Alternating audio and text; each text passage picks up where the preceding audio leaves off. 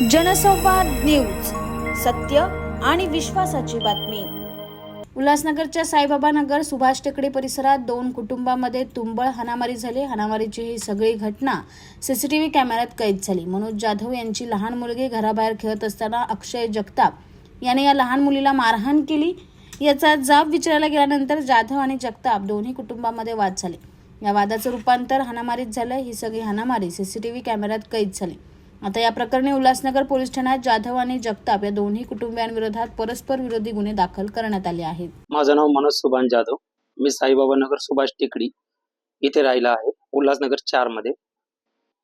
वैयक्तिक म्हणजे असं आहे की माझी मुलगी लहान मुलगी असल्यामुळे 7 वर्षाची माझी मुलगी आहे, ती मुलगी बाहेर मुलांमध्ये खेळत असताना सदर समोरील व्यक्ती त्यांनी माझ्या मुलीला मारहाण केली।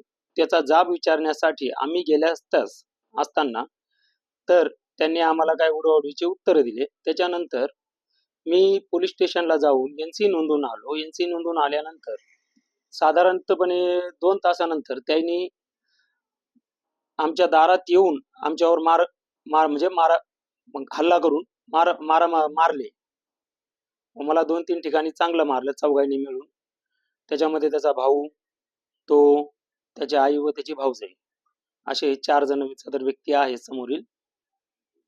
हो, केली होती सर, मी पहिल्यांदाही केली होती आणि नंतर मी गेलो तर त्यांनी डायरेक्ट समोरील दोन्ही पार्टीची क्रॉस कंप्लेंट घ्यायची म्हणून असं आम्हाला उत्तर दिलं। आता पोलीस प्रशासनाकडून अशी मान्यता आहे की बाबा आम्हाला जर मारहाण होऊन सुद्धा जर आमची कंप्लेंट घेत नाही तर मग उपयोग काय आमचा? मग शासन आम्हाला काय मदत करतंय? जनसंवाद न्यूज, सत्य आणि विश्वासाची बातमी। आजच सबस्क्राइब करून बेल आयकॉनला क्लिक करा आणि पहा ताज्या घडामोडींचा अचूक अंदाज आपल्या मोबाईलवर।